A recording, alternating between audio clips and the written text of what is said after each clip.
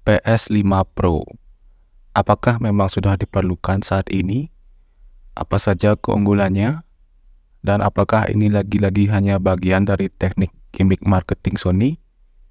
Akan kita bahas setelah yang satu ini.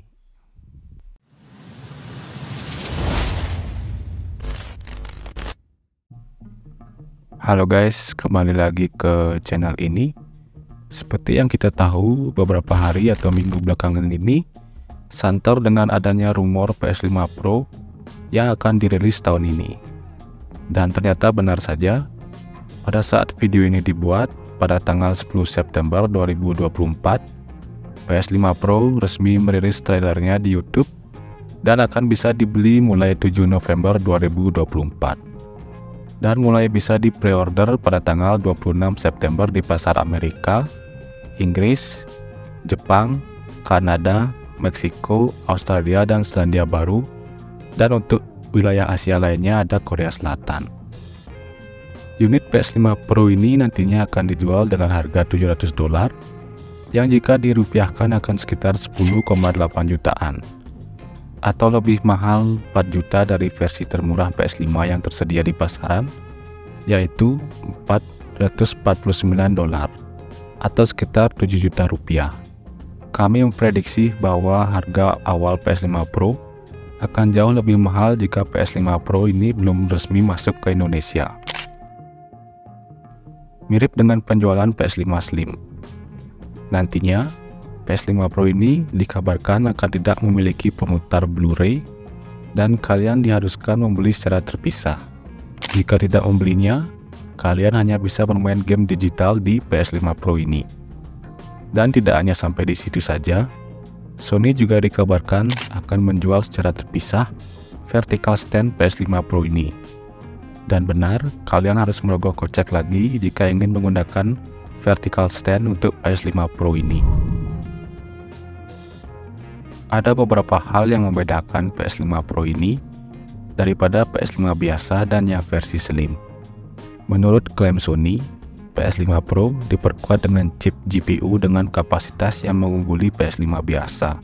GPU baru PS5 Pro diklaim memiliki daya komputasi 67% lebih tinggi, sedangkan memori di konsol tersebut diklaim punya kecepatan 28% lebih tinggi dari versi biasa. Yang hasilnya, pemrosesan grafik di PS5 Pro menjadi 45% lebih cepat. Sony juga mengklaim bahwa PS5 Pro memiliki sistem ray tracing lebih unggul. Sistem ray tracing yang diperkenalkan di PS5 Pro menampilkan efek pencahayaan yang lebih alami di dalam game, sehingga game tersebut bisa menampilkan bayangan dan pantulan cahaya. Selain itu, PS5 Pro juga dilengkapi dengan AI untuk meningkatkan kejelasan dan kedetailan gambar.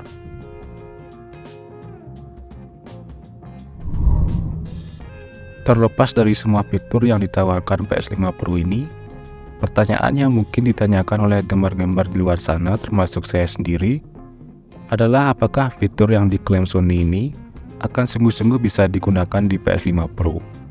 Mengingat PS5 yang biasa begitu banyak mendapatkan kritikan karena dianggap memiliki banyak gimmick. Seperti klaim Sony yang mengatakan bahwa PS5 bisa bermain di 4K 60 fps dan resolusi 8K. Yang nyatanya tidak semua game bisa berjalan 60 fps dan bahkan tidak ada game yang bisa dimainkan di resolusi 8K.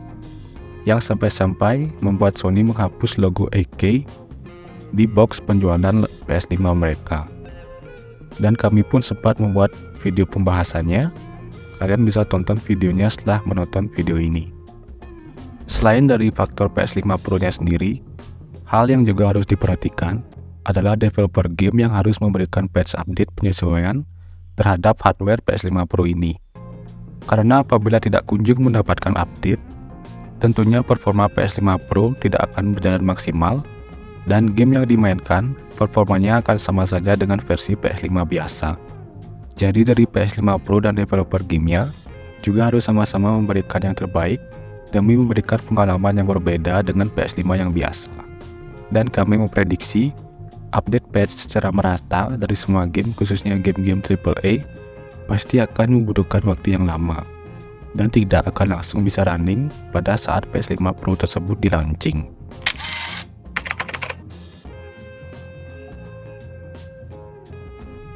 Jadi kesimpulannya, menurut saya sebagai konsol yang dihargai dengan harga $700 atau sekitar 10,8 jutaan, walaupun dengan fitur-fitur baru yang sudah dijelaskan tadi, tetapi kalian masih belum mendapatkan vertical stand dan pemutar Blu-ray-nya, saya rasa sedikit overpriced.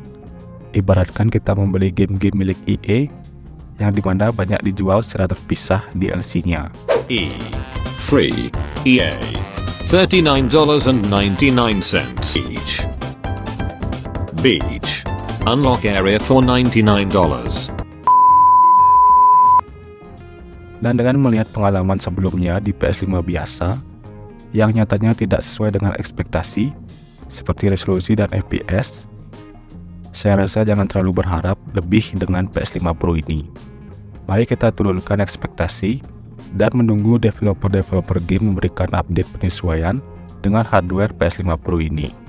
Dan saran kami juga jangan cepat-cepat mengambil keputusan untuk membeli ketika PS5 Pro tersebut belum secara resmi dijual di Indonesia, karena pasti harganya akan sangat melambung tinggi, ya kecuali bagi kalian yang memang sultan.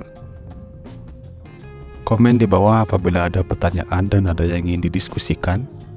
Tonton juga video-video kami yang lain seputar dunia gaming, serta subscribe channel ini agar tidak ketinggalan video-video terbaru.